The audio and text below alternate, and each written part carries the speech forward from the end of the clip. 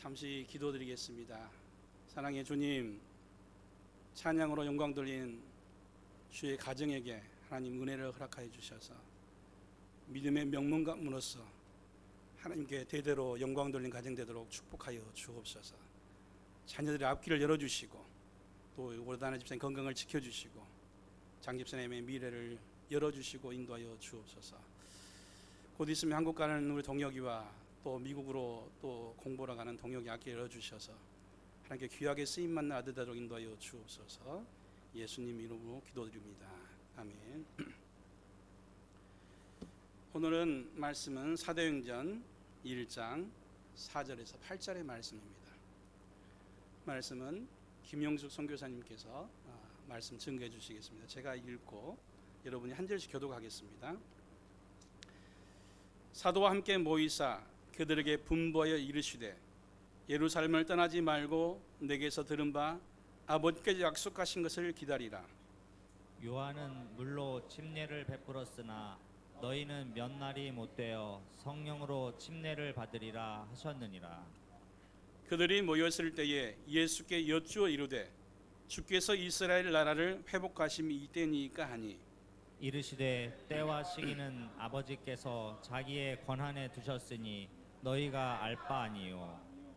오직 성령이 너희에게 같이 있겠습니다. 오직 성령이 너희에게 임하시면 너희가 권능을 받고 예루살렘과 온 유대와 사마리아와 땅끝까지 이르러 내 증인이 되리라 하시니라. 아멘. 자, 오늘 말씀은 모이는 교회, 흩어지는 교회입니다. 은혜 많이 받으시길 바랍니다.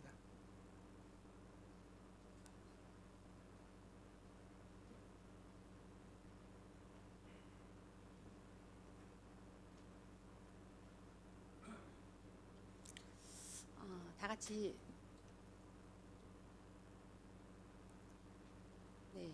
다 같이 기도하시면서 말씀을 전하겠습니다. 하나님 아버지 참으로 감사합니다. 보잘것 없고 연약한 저를 이곳에 세우셔서 거룩하시고 정기하신 하나님의 말씀을 대언하게 하시니 너무나 감사합니다. 아버지 하나님, 말씀을 전하는 자나 또한 듣는 저희가 모두 한 마음으로 하나님의 말씀을 경청하게 하시고 성령께서 이 시간 함께 하셔서 우리의 생각과 마음과 행동과 모든 것을 주장하여 주시고 지배하여 주시옵소서. 또한 이스라엘에서 성지 순례 중인 임 목사님에게 함께하여 주시고 예수님의 발자취를 따르는 모든 시간 동안 성경 속으로 걸어가 주님을 직접 만날 수 있는 복되게 귀한 시간이 될 수 있도록 도와주시옵소서. 또한 미국으로 학업을 향해서 나아가는 동역군과 그 가족에게 주님의 놀라운 은혜와 은총과 열어주심과 만나게 하심과 아버지 하나님께서 함께 하시는 모든 시간들이 되기를 간절히 소망합니다. 주께 감사하며 살아계신 예수님의 이름으로 기도하옵나이다. 아멘. 우리 홍 목사님께서 17년 만에 처음으로 여기 인도하신다고 말씀하셨는데요. 저는 7년 전에 여기 베트남으로 와서 한 1년 정도는 이제 그 교회에서 근처 교회에서 사역을 했기 때문에 뭐 이런 자리를 많이 세워졌지만 그 뒤로 6년 전부터는 거의 한국에서 1년에 한 번 정도 이렇게 선교 보교 겸 설교하는 것 외에는 제가 선 적이 없어요. 그래서 어제 저녁에 잠을 한숨도 못 잤어요. 사실은 제가 담대하게 유명한 사람인데 너무 잠이 안 오는 거예요. 그래가지고 야, 목소리 잠기면 어떡하지 막 이러면서 너무 많이 고민했던 것 같습니다. 그렇지만 하나님의 말씀은 또한 사람을 통해서 하나님이 전하시는 거기 때문에 하나님께서 분명한 은혜를 주실 줄 믿습니다. 한번 저를 따라 한번 해보시겠어요? 우리는 존귀한 하나님의 자녀이기 때문에 한번 여러분과 우리를 축복하고 싶습니다. 당신은 80억 인구 가운데 단 하나뿐인 하나님의 사람입니다. 여러분은 다 저만 축복하시네요. 옆에 있는 사람에게 축복하시기 바랍니다. 다시 한번 해보겠습니다. 당신은 80억 인구 가운데 단 하나뿐인 존귀한 하나님의 사람입니다. 나도 한번 축복해 볼까요? 저 자신도 나는 80억 인구 가운데 단 하나뿐인 하나님의 자녀입니다. 네, 맞습니다. 우리는 하나님의 거룩하신 하나님의 외아들의 피값으로 이렇게 구속받은 하나님의 그 귀한 자녀입니다. 세상의 무엇과도 바꿀 수 없는 그런 자녀입니다. 요즘에 많이 힘드시죠? 세상 소식을 들어보면 뭐 제2의 IMF가 온다, 경제가 날로 침체해지고 기후 변화 때문에 이제 앞으로 세상이 많이 힘들어질 것이다. 이런 흉흉한 소문들이 굉장히 많이 들립니다. 그렇지만 우리는 분명히 여기서 분별해야 됩니다. 어떤 걸 분별해야 되냐면 그거는 세상에 속한 사람들의 소리입니다. 우리는 하나님의 역사, 구속사 가운데서 하나님의 이끄심과 인도하심으로 가기 때문에 우리는 특별하게 하나님의 보호하심입니다. 세상이 어찌 되든지 우리의 영혼과 우리의 생명과 우리의 삶과 우리의 수명은 하나님의 고난 안에 있기 때문에 우리는 두렵고 떨림으로 하나님을 따라가기만 하면 되는 겁니다. 그러니까 세상의 소리에 귀 기울이지 마시고 하나님의 소리에 귀 기울이는 여러분이 되시기를 간절히 소망합니다. 오늘 설교 제목이 모이는 교회, 흩어지는 교회입니다. 우리 주안교회는 어디에 속한 교회일까요? 제가 한번 이제 모이는 교회, 흩어지는 교회를 이제 말씀드리면 여러분이 한번 생각해 보시기 바랍니다. 모이는 교회를 먼저 살펴보겠습니다. 교회의 시작은 모이는 곳에서부터 시작합니다. 모이는 교회, 두세 사람이 모이는 곳, 그것이 바로 하나님의 이름으로 모이는 곳, 예수님의 이름으로 모이는 곳이 교회입니다.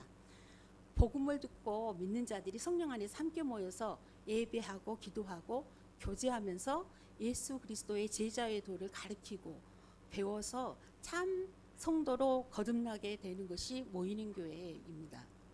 그러면 흩어지는 교회는 어떤 교회냐면 그런 교회에서 전도와 선교적 사명을 위해서 흩어져 나가는 것을 말합니다. 그래서 흩어지는 교회의 모형이 선교적 모형의 교회의 모형입니다. 모이는 교회의 성도가 사명을 받아서 예루살렘과 온 유대와 사마리아 땅끝을 다니면서 전도하고 선교하는 교회를 말합니다. 사도행전 13장 1절에 3절에 나타난 교회의 모형 한번 띄워주시겠습니까? 네, 한번 우리 같이 교독해 보시겠습니다. 제가 먼저 하겠습니다. 안디옥 교회에 선지자들과 교사들이 있으니 곧 바나바와 니게르를 하는 시므온과 구레네 사람 루기오와 분봉한 헤롯의 젖동생 마나인과 미 사울이라.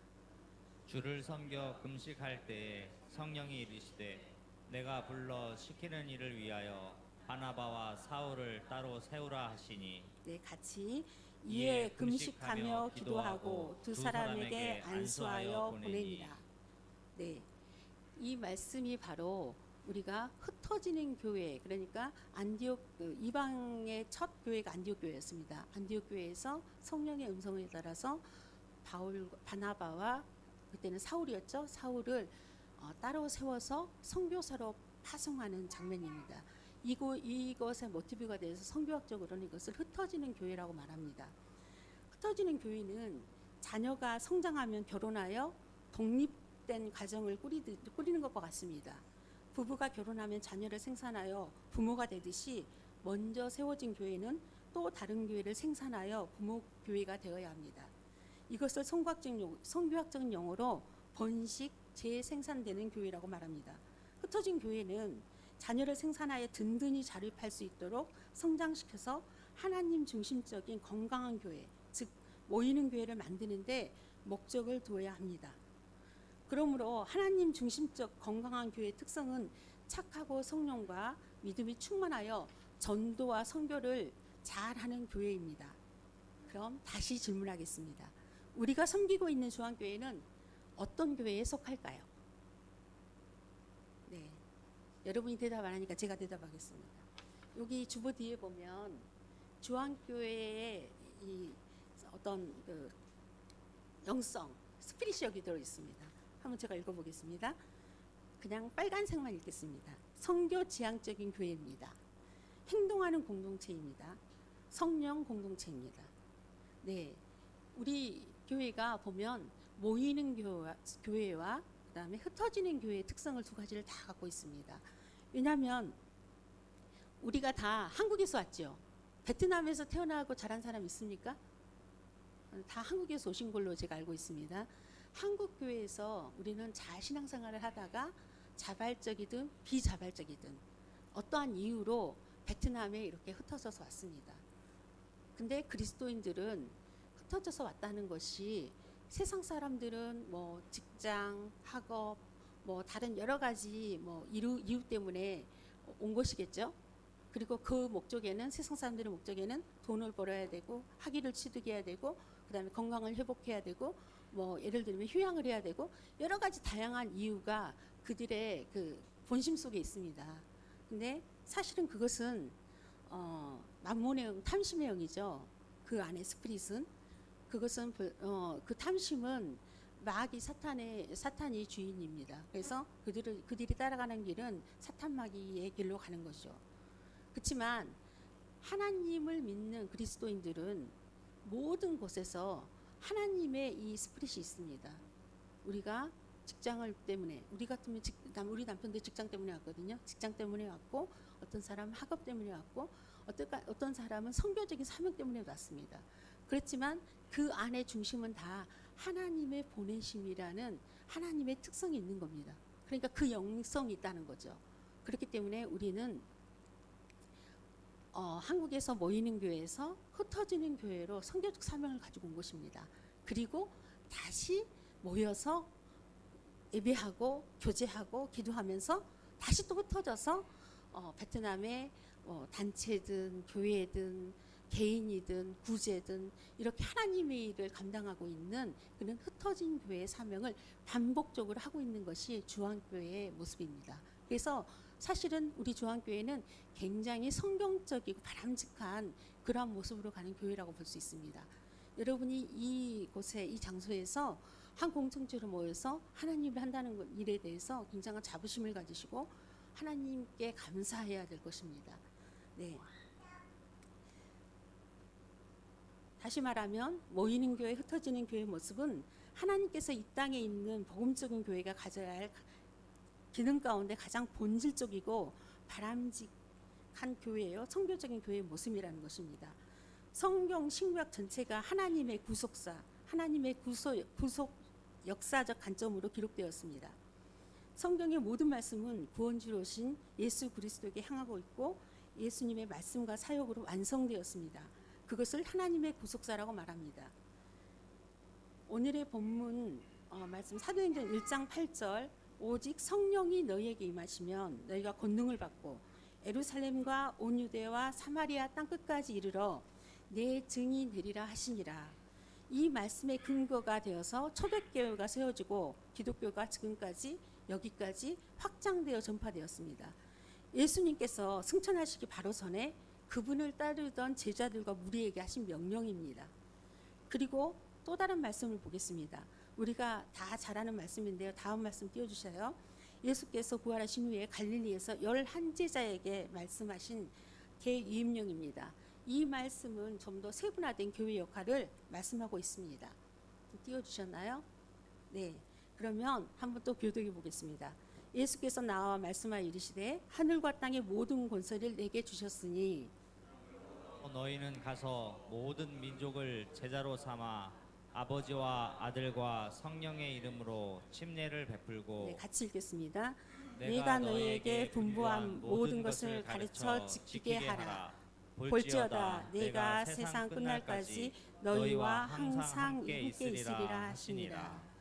네, 아멘. 예수님께서 공생애 동안 하셨던 자신의 사역을 제자들에게 위임하셨고 제자들이 그 명령에 따라 실행했던 사역 보고서가 바로 사도행전입니다. 그러나 사도행전은 엄밀히 말하면 예수님의 영이신 성령께서 예루살렘에서 시작하여 땅끝까지 이루신 성령 행전입니다. 제자들과 초대교회 성도들은 성령의 인도하심과 동행하심을 따라갔던 것입니다. 그럼 모이는 교회, 흩어진 교회 이론인 저희들도 누굴 따라가야 되겠습니까? 네, 성령을 따라가야 됩니다. 나의 사역의 무슨 철학이나 어떤 목적이나 그 다음에 방향과 방법을 따르는 게 아니라 우리는 하나님 앞에 무릎 꿇고 매 걸음 성령의 음성을 듣고 성령의 음성에 따라 나아가야 되는 것입니다. 그러면 어떻게 해야지 성령의 그 걸음에 발맞춰 나갈 수 있겠습니까? 우리는 하나님의 말씀을 듣고 경청할 줄 알아야 됩니다.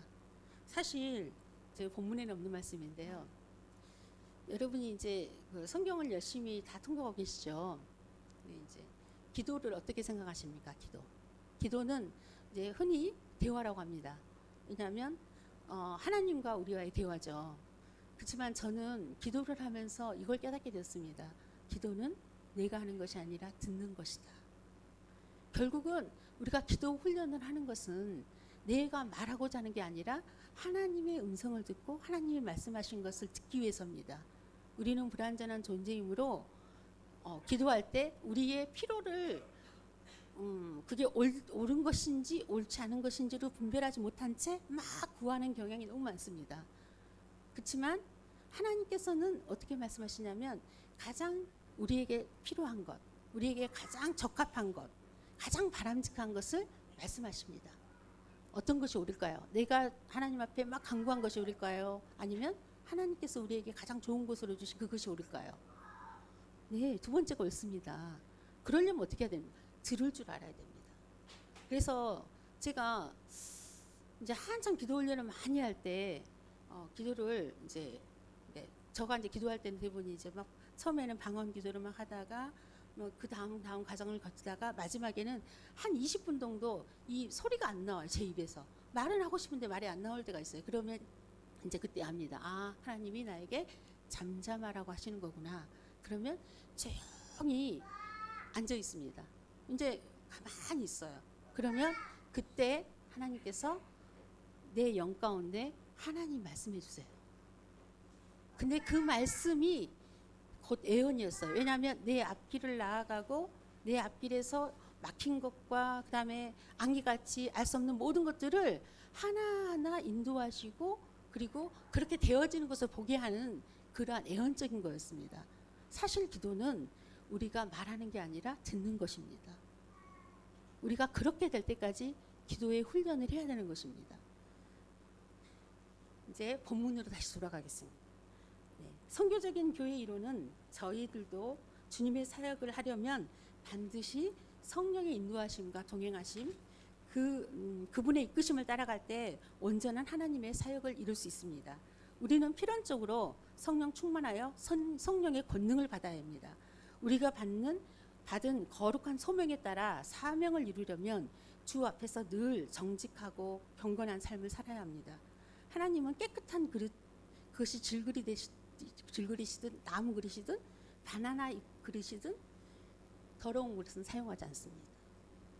깨끗한 그릇에 사용합니다. 그 그릇의 모양은 상관없습니다. 뚫어지지 않고 구멍만 없으면 괜찮습니다. 그렇지만 깨끗한 그릇이 되어야 됩니다. 우리는 하나님의 그릇입니다. 그래서 여러분이 늘 나를 정결하고 깨끗하게 씻고 닦고 새롭게 해야 되는 것입니다. 우리의 삶이 그리스도의 사랑과 공의의 향기로 가득할 때 사람들은 그 향기로 인해 우리를 볼 것입니다. 모이는 교회, 흩어지는 교회 이론인 우리가 어떻게 하나님의 사명을 이룰 것인가? 하나님은 어떤 사람을 부르시고 주님의 사역에 동참시키시는가를 살펴보겠습니다. 요즘 새벽 예배에서 사무엘 상하를 묵상하고 있습니다. 하나님의 위대한 사역자, 이스라엘을 일으키고 경고케 한 사람, 예수님의 조상이 된 사람 다윗을 통해서 한번 보겠습니다. 첫 번째 다윗은 하나님의 말씀을 아주 사랑하고 하나님을 사모하는 사람이었습니다.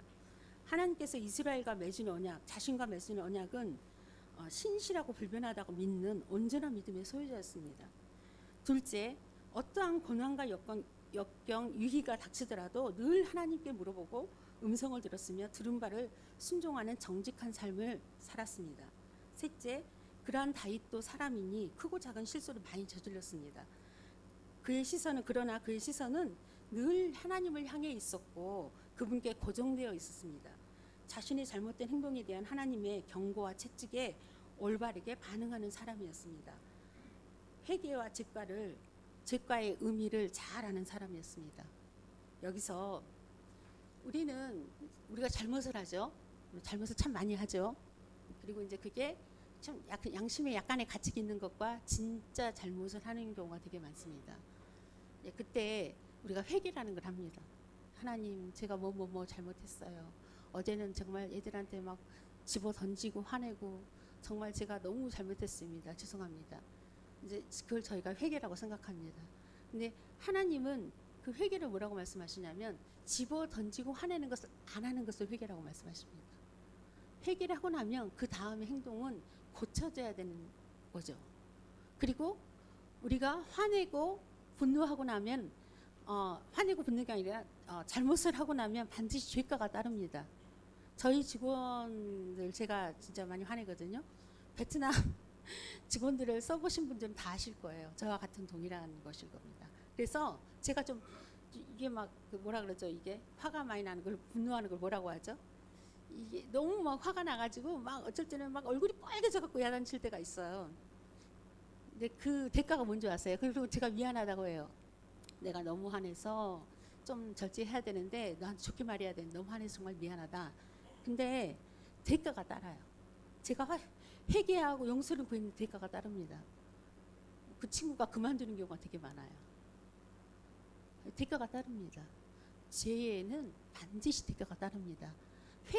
회개에서 하나님께 용서하신다는 건 뭐냐면 내가 그럼에도 불구하고 내 자녀로 인정한다는 것입니다.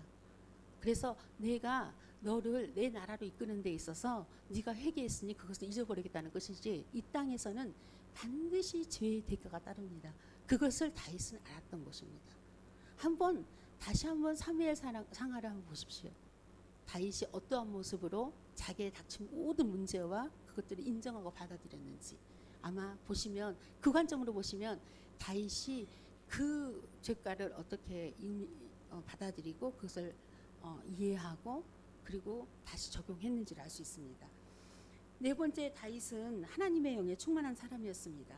하나님의 사역자, 하나님의 사람은 두말할 필요 없이 성령 충만하여 성령 안에서 거하는 사람이어야 합니다. 다윗은 사무엘하 23장 2절에 보면 이제 고백한 다윗의 고백이 있습니다. 제가 읽어보겠습니다. 여호와의 영이 나를 통하여 말씀하시며 그의 말씀이 내 혀에 있도다. 다윗은 자신이 성령의 지배 아래 있었다고 밝혔습니다. 그러니까 여호와의 말씀 내 혀에 있도다 그랬어요. 그래서 그는 늘 시와 찬미로 하나님을 노래하는 사람이었습니다. 그러면 성경은 다윗에 대해서 어떻게 평가하는지 한번 보겠습니다. 이제 띄워주세요. 열왕기상 15장 3절에서 5절 한번 우리 교독해 보겠습니다. 아비암이 그의 아버지가 이미 행한 모든 죄를 행하고 그의 마음이 그의 조상 다윗의 마음과 같지 아니하여 그의 하나님 여호와 앞에 온전하지 못하였으나 그의 하나님 여호와께서 다윗을 위하여 예루살렘에서 그에게 등불을 주시되 그의 아들을 세워 뒤를 잇게 하사 예루살렘을 견고하게 하셨으니 같이 이는 다윗이 햇사람 우리아의 외에는 평생에 여호와 보시기에 정직하게 행하고 자기에게 명령하신 모든 일을 어기지 아니하였습니다. 그리고 그 다음 절 한번 읽어보겠습니다. 그 다음 사무엘상 16장 13절 있습니다. 없나요? 제가 그럼 읽어보겠습니다. 사무엘이 기름 뿔병을 가져다가 그의 형제 중에서 그에게 부었더니 이날 이후로 다윗이 여호와의 영에 크게 감동되니라. 그래서 다윗은 기름 부음 받은 자였죠. 그 다음 사도행전 13장 21절에서 23절 제가 한번 교독해 보시겠습니다. 그 후에 그들이 왕을 구하거늘 하나님이 베냐민 지파 사람 기스의 아들 사울을 40년간 주셨다가 패하시고 다윗을 왕으로 세우시고 증언하여 이르시되 내가 이새의 아들 다윗을 만나니 내 마음에 맞는 사람이라 내 뜻을 다 이루리라 하시더니 같이 하나님이 약속하신 대로 이 사람의 후손에서 이스라엘을 위하여 구주를 세우셨으니 곧 예수라. 다른 거 다 놔두고 다윗이 예수님의 조상이 되었습니다. 물론 성령으로 태어나시지만 족보상으로 그렇다는 겁니다. 하나님께 얼마나 큰 영광입니까? 하나님은 다윗의 후손들 왕들이 잘못을 할 때도 늘 내가 다윗 때문에 등불을 내 앞에 두겠다, 끄지 않겠다고 말씀하셨습니다. 그 등불이 뭐냐면 예수 그리스도입니다. 하나님의 쓰시는 사람은 하나님과 사람 앞에서 정직한 사람이어야 합니다. 정직한 사람은 마음이 순전하고 믿음이 충만한 사람입니다. 그런 사람에게 하나님은 기름을 부으십니다. 기름을 부으심은 하나님의 일에 쓰시기 위해서 하나님의 영을 부어 성령에 충만케 하시는 하나님의 일하심입니다. 하나님의 일은 곧 하나님의 구속의 역사 가운데 사역자로 동역자로 세우시는 것입니다. 사역자는 명령에 순종을 잘하는 사람이어야 합니다. 동역자는 무엇보다도 마음이 잘 맞아야 합니다. 다윗은 하나님께 그런 사람이었습니다. 다윗을 만나니 내 마음에 맞는 사람이라.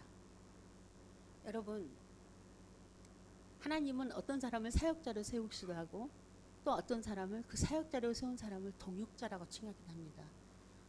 사역자는 충성, 순종을 잘하면 됩니다. 어쩌면 맹목적인 충성과 순종만 있으면 사역자로 쓰기에 충분합니다. 동역자는 마음과 뜻이 일치하고 하나 되어야 됩니다. 그래서 하나님이 다윗을 사역자로 세웠으나 하나님의 평가는 그를 동역자로 보셨습니다. 내 마음에 합한 사람이라. 여러분은 사역자가 좋습니까? 동역자가 좋습니까? 동역자가 좋죠.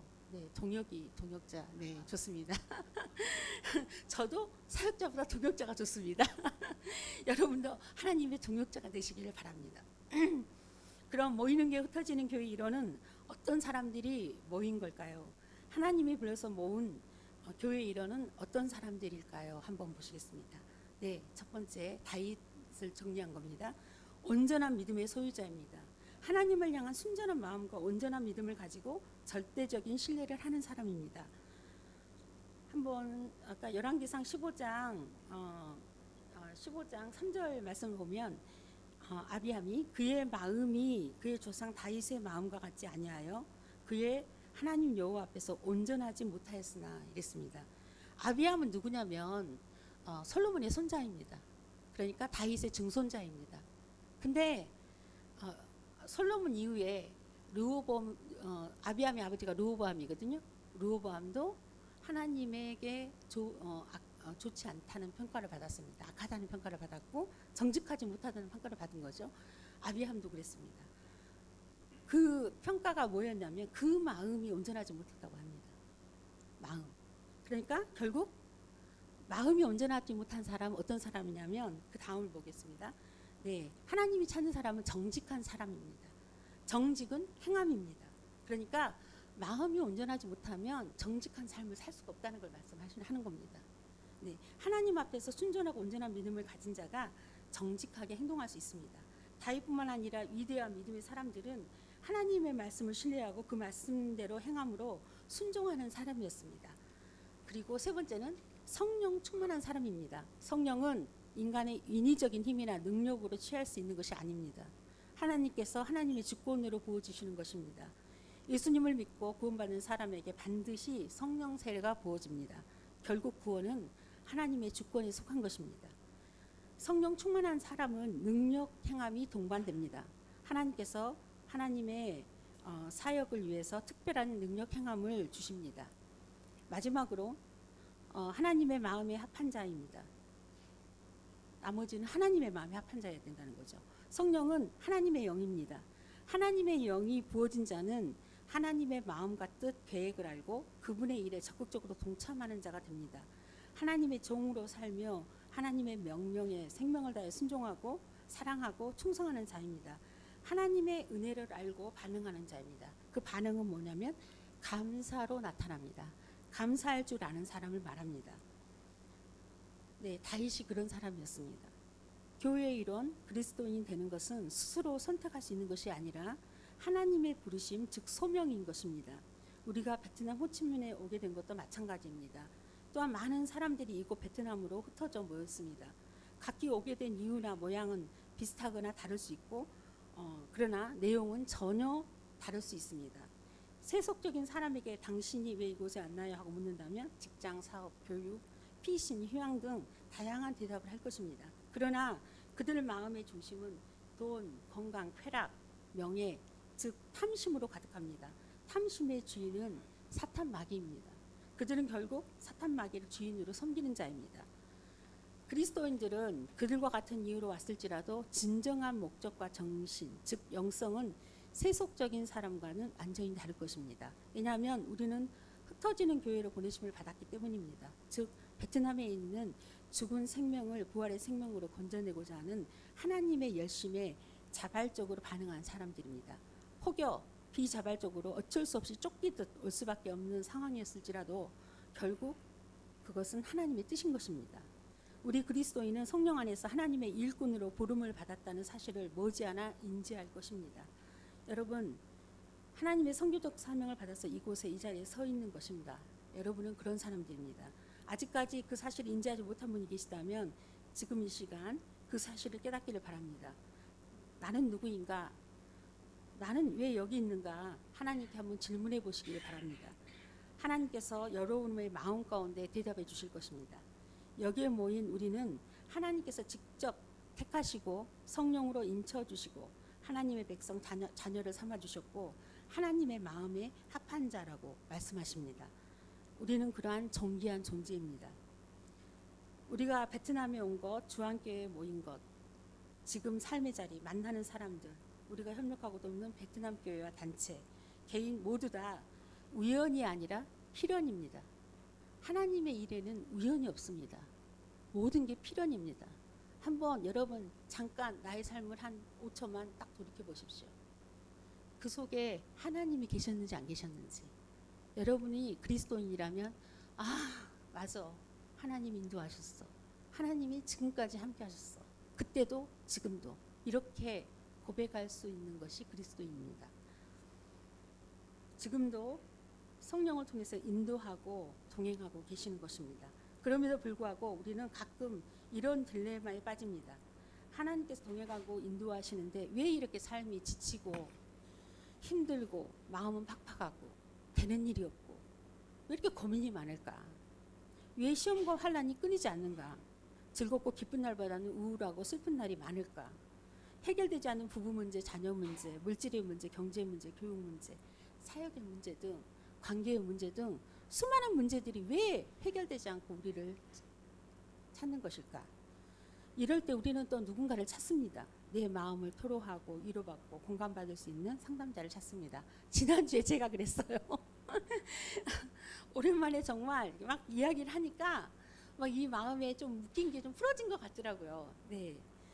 또는 실제적인 문제를 해결받을 수밖에 없어서 또 나를 도울 수 있는 사람을 찾기도 합니다. 물론 그것도 필요합니다. 그러나 그것은 절대 근본적인 해결책이 아닙니다. 우리는 다윗처럼 근본적인 해결책을 주실 하나님을 찾아야 합니다. 즉 성경으로 돌아가야 합니다. 저는 그럴 때마다 사무엘상하와 열왕기상하를 통독하거나 묵상합니다. 내적인 문제가 있을 때는 사무엘상하를 읽습니다. 다윗을 보면서 나를 돌아보는 거죠. 그리고 외적인 문제, 뭐 경제 문제, 지도력의 문제, 아니면 여러 가지 관계 문제가 생겼을 때는 저는 열왕기상하, 역대상하를 읽습니다. 그 안에 해결책이 있습니다.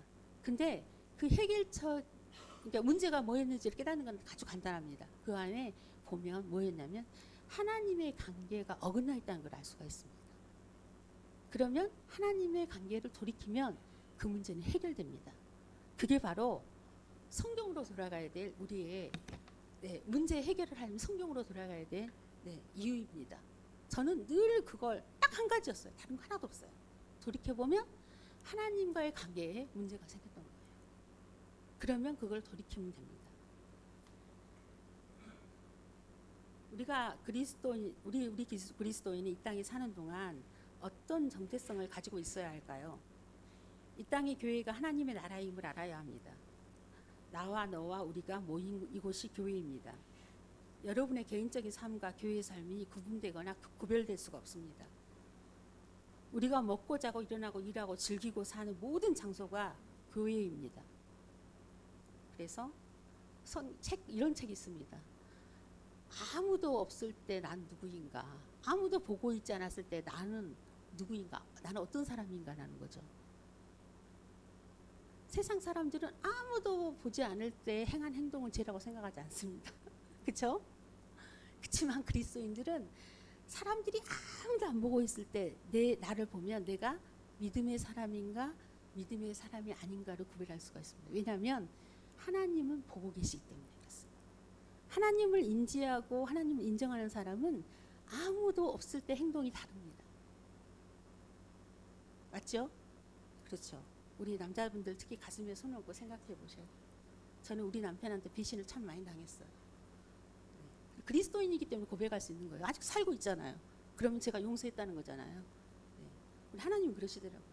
제가 너무너무 속이 상해서 진짜 도대체 왜 신기시기만 사랑하는 거예요? 막 제가 통성기도 할 때 도대체 뭐예요? 막 그렇게 됐어요. 그러면서 막 내가 용서 못한다고 하니까 하나님 뭐라고 하시냐면 내가 용서한다고 하는데 너가 어떻게 할 것이냐. 그러니까 결국 뭐냐면 나도 너를 용서해서 내가 너를 자녀 삼아줬는데 내가 그도 용서하겠다는데 너가 어떻게 할 것이냐 그러시더라고요. 그래서 인간은 인간을 미워하거나 정죄할 수가 없는 거예요. 왜냐하면 우리가 죄인이기 때문에. 이제 말씀을 마치겠습니다. 딱 5분 안에 끝내겠습니다. 우리는 하나님 나라의 백성이며 종이며 자녀입니다. 우리는 예수 그리스도가 세우신 교회입니다. 주는 교회의 머리요 우리는 지체입니다. 우리의 삶은 세상 사람들과 같은 일반적인 삶을 살아가고 있으나 우리의 목적과 방향은 그들과 정반대이고 완전히 다르다는 것을 알아야 합니다.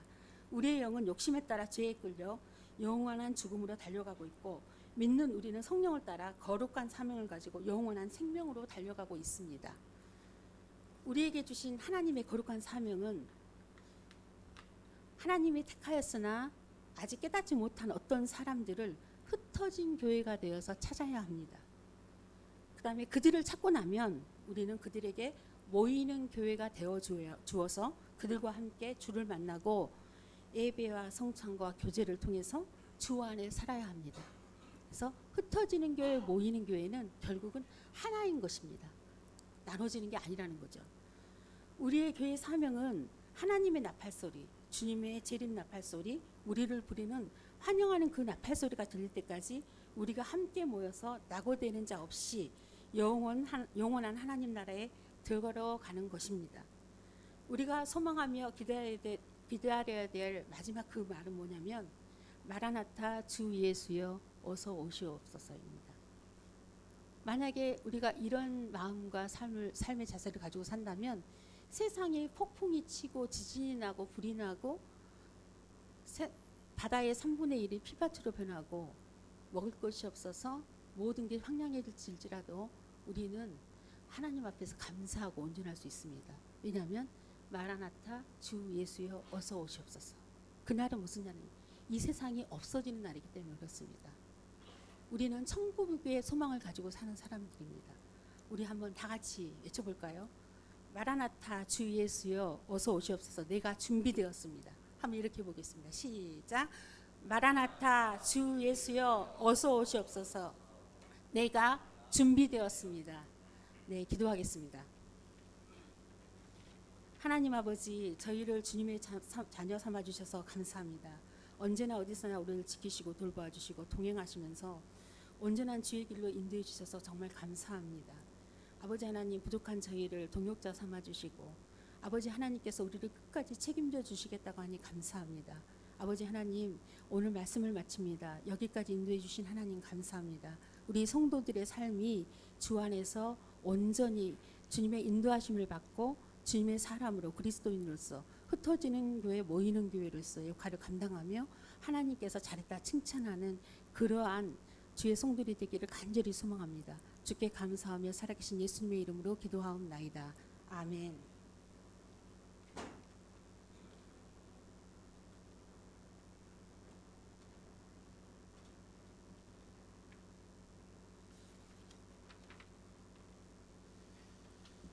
찬송가